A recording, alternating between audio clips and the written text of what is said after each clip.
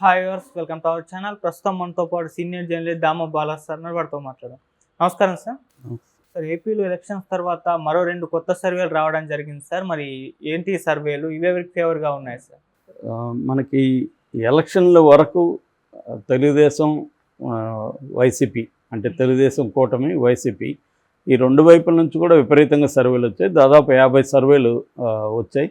మనమే దాదాపు ఒక 20-30 సర్వేలు మనమే చెప్పుకొని ఉంటాం.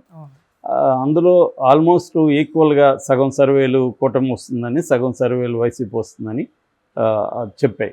అందులో మ్యాక్సిమం కూడా ఏంటంటే ఇరువైపులా కూడా పెయిడ్ సర్వేలు, అవి డబ్బులు ఇచ్చి చేయించుకోవడం, లేదా ఫేవర్గా ఉన్నవాళ్ళు డబ్బులు ఇకపోయినా కూడా చేయడం. కొంతమంది ఎన్ఆర్ఐలు ఫర్ ఎగ్జాంపుల్ తెలుగుదేశానికి అనుకూలంగా ఉండి వాళ్ళు సర్వేలు చేయించడం, ఇలాంటివి జరిగాయి. అయితే ఎన్నికల తర్వాత ఎక్కువగా ఎందుకనో మరి వైసీపీ అనుకూల సర్వేలే ఎక్కువగా కనిపిస్తున్నాయి. తెలుగుదేశం అనుకూల సర్వేలు పెద్దగా కనిపించట్లేదు.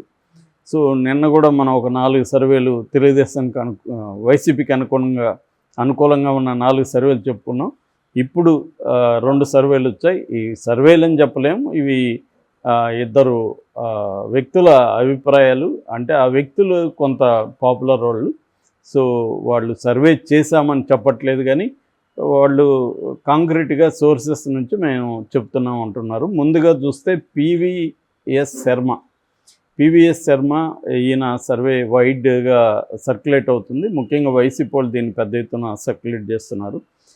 సో ఈయన పివిఎస్ శర్మ, ఈయన ఎక్స్ బ్యూరోక్రాట్ అని చెప్తున్నారు.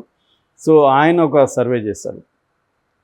ఆయన ట్విట్టర్లో ఆయన ట్వీట్ చేశాడు. అందులో ఏముందంటే, నేను ఆంధ్రప్రదేశ్లో అన్ని జిల్లాల్లో ఉన్న వాళ్ళతో మాట్లాడాను, గ్రౌండ్ లెవెల్లో నేను చాలా సమాచారం సేకరించాను. సో నా సమాచారం ప్రకారం లైక్లీ అన్నాడు, అంటే వచ్చే అవకాశాలు, వైసీపీనే అధికారంలోకి వచ్చే అవకాశాలు ఉంది అని ఆయన చెప్పాడు. ఆయన చెప్పిన దాని ప్రకారం వైసీపీకి మెజారిటీ వస్తుంది, అంటే వైసీపీనే గవర్నమెంట్ ఫామ్ చేస్తుంది అని చెప్పాడు. దానికి ఆయన 2 కారణాలు చెప్పాడు.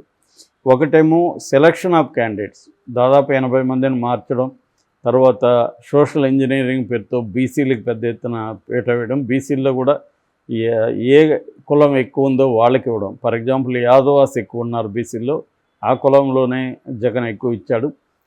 అట్లాగే ఎక్కడెక్కడ బీసీలు తమకి పాపులేషన్ ఎక్కడెక్కడ ఉందో అక్కడ వాళ్ళకి ఇచ్చాడు చాలా. అందుకని ఉన్న క్యాండిడేట్లను కూడా పక్కన రీషఫుల్ చేశాడు, కొంతమందికి ఇవ్వలేదు. సో ఇట్లా ఒక డేరింగ్ స్టెప్ అని ఆరామస్థాన్ లాంటి వాళ్ళు కూడా అన్నారు. ఒక రెవల్యూషనరీ ఇదైతే దేశంలో ఎవరు చేశాడని.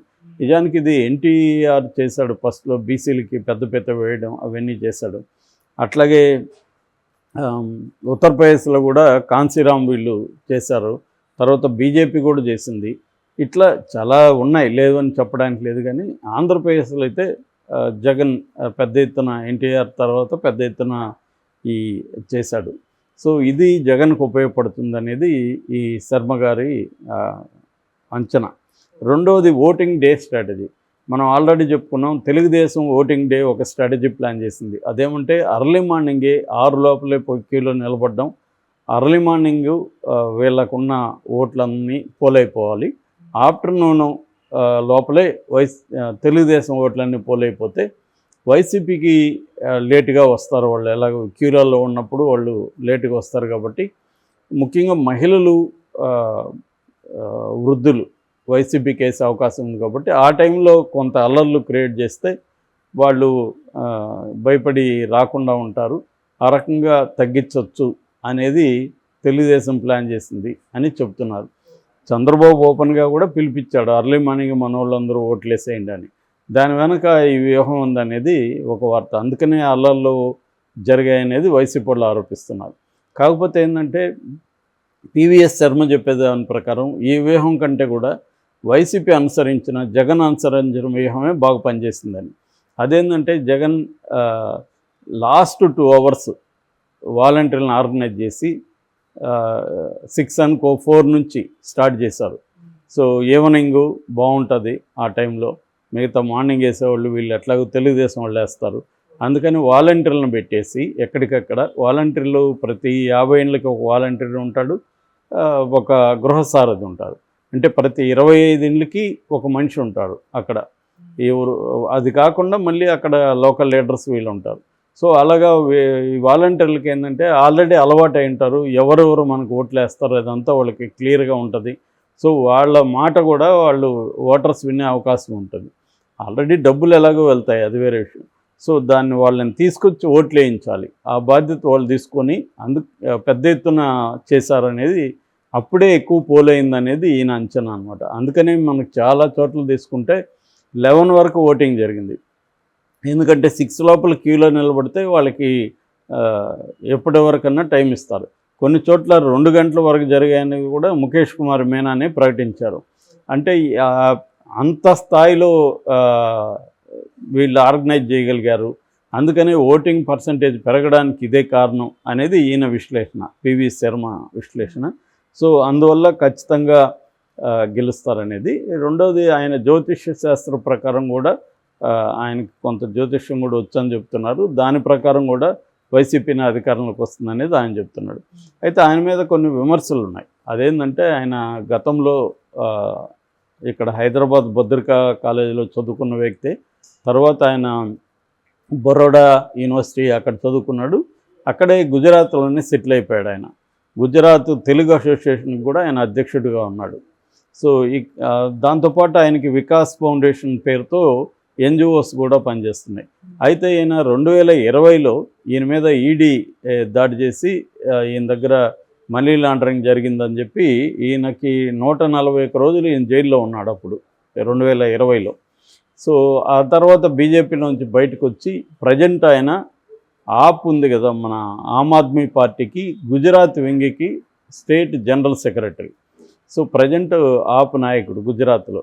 సో ఆయన ముందు నుంచి కూడా వైసీపీ అభిమానే. గతంలో కూడా 2020 ప్రాంతంలో కూడా వైసీపీకి అనుకూలంగా ఆయన అనేక ట్వీట్లు చేశాడు. కాబట్టి వైసీపీ అనుకూలం కాబట్టి వైసీపీ శ్రేణులను ఉత్సాహపరచడం కోసమే ఈ ట్వీట్ చేశాడు తప్ప ఆయన చెప్పే విశ్లేషణ కరెక్ట్ కాదని చాలామంది కామెంట్లు పెడుతున్నారు. అయితే అది ఏం జరగచ్చు అనేది చూడాలి.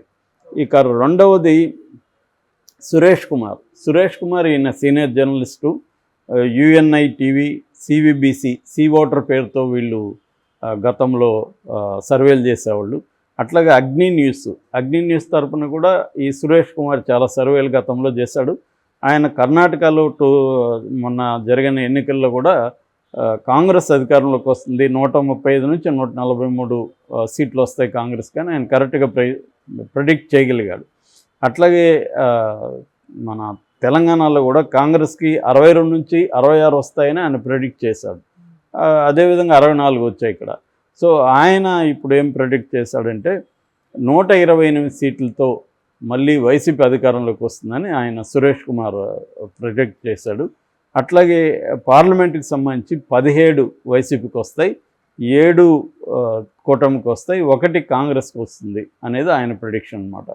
సో ఈయన ఆల్రెడీ సీనియర్ జర్నలిస్ట్ కావడం, ఈయన సెపాలజిస్ట్ కావడం, ఆల్రెడీ ఈయన కర్ణాటక తెలంగాణలలో గట్టిగా కూడా ఈయన చెప్పిందే రావడం, అందువల్ల ఈయన ఇప్పుడు ఆంధ్రాలో కూడా జగనే వస్తాడని చెప్పడం వల్ల వైసీపీలో ఉత్సాహం నిండుకుంది. దీన్ని వాళ్ళు కూడా షేర్ చేస్తున్నారు స్క్రీన్ షాట్లు. అయితే ఇక్కడ ఇంకొక 2 అంశాలు మనం మాట్లాడుకోవాలి. బెట్టింగ్కి సంబంధించి మాత్రం తెలుగుదేశం మీదనే ఎక్కువ బెట్టింగ్ జరుగుతుందనేది ఒక వార్త అయితే వైరల్ అవుతుంది. అది మన గ్రౌండ్ లెవెల్లో తెలియదు, కానీ ఎక్కువ బెట్టింగ్ అంతా కూడా తెలుగుదేశం విన్ అవుతుందనే బెట్టింగే ఎక్కువ జరుగుతుంది. దాదాపు 20,000 కోట్ల బెట్టింగ్ జరుగుతుంది. అందులో ప్రధానంగా తెలుగుదేశమే వస్తుందని బెట్టింగ్ రాయిళ్ళు అంటున్నారు. ఎందుకంటే బెట్టింగ్ ఎక్కువ స్థాయిలో బెట్టింగ్ చేసేవాళ్ళు ఆల్రెడీ ఎగ్జిట్ పోల్స్ చేస్తున్న వాళ్ళని కాంటాక్ట్ చేసి మాకు మీరు చెప్పండి, మేము మీకు డబ్బులు ఇస్తామని చెప్పి వాళ్ళకి కొంత డబ్బులు ఇచ్చి ఆ ఎగ్జిట్ పోల్స్ని ముందే వీళ్ళు లీకేజ్ తీసుకొని బెట్టింగ్ చేస్తున్నారు. దీన్ని బట్టి తెలుగుదేశమే అధికారంలోకి వస్తుంది అనేది ఒక వాదన. అట్లాగే ప్రశాంత్ కిషోర్ కూడా ఒక నేషనల్ ఛానల్కి ఇచ్చిన ఇంటర్వ్యూలో కూడా క్లియర్గా నేను 10 ఏళ్ళ నుంచి నాకు ఆంధ్రప్రదేశ్ ఐడియా ఉంది, క్లియర్గా జగన్ ఓడిపోతున్నాడు అనేది అతను ప్రశాంత్ కిషోర్ చెప్పాడు మొన్న. సో అంటే ప్రశాంత్ కిషోర్ కూడా తెలుగుదేశానికి పనిచేస్తున్నాడు అనేది కూడా వార్త వచ్చింది. ఎందుకంటే ఆయన విరమించుకున్నాడు, మళ్ళీ ఎందుకు వచ్చాడు? తర్వాత ఆయన అంతకుముందు ఏం చెప్పాడు, నేనేమి సర్వేలు కానీ ఏం చేయలేదు, నా గట్ ఫీలింగ్ చెప్తున్నాను అన్నాడు. ఇప్పుడేమో నేను 10 ఏళ్ళుగా ఉన్నాను కదా, నాకు తెలుసు అంటున్నాడు. సో అందువల్ల ప్రశాంత్ కిషోర్ ఇంటెన్షన్ మీద కూడా డౌట్ ఉంది. ఏదేమైనా వీళ్ళు జనాల్లో ఉత్సాహం నింపడానికి, తమ నాయకులు జంప్ అవ్వకుండా చూసుకోవడానికి ఇరు వర్గాల వాళ్ళు కూడా మేమే గెలుస్తామని చెప్పుకుంటున్నారు. కానీ ఈ ఎగ్జిట్ పోల్ సర్వేలు మాత్రం, అంటే ఎగ్జిట్ పోల్ సర్వేలు అని చెప్పుకోవట్లేదు, కానీ ఆ ఎలక్షన్ తర్వాత వస్తున్న సర్వేలు మాత్రం ఎక్కువ భాగం వైసీపీ వస్తుందని మాత్రం చెబుతున్నాయి. అంతవరకు అయితే చెప్పచ్చు.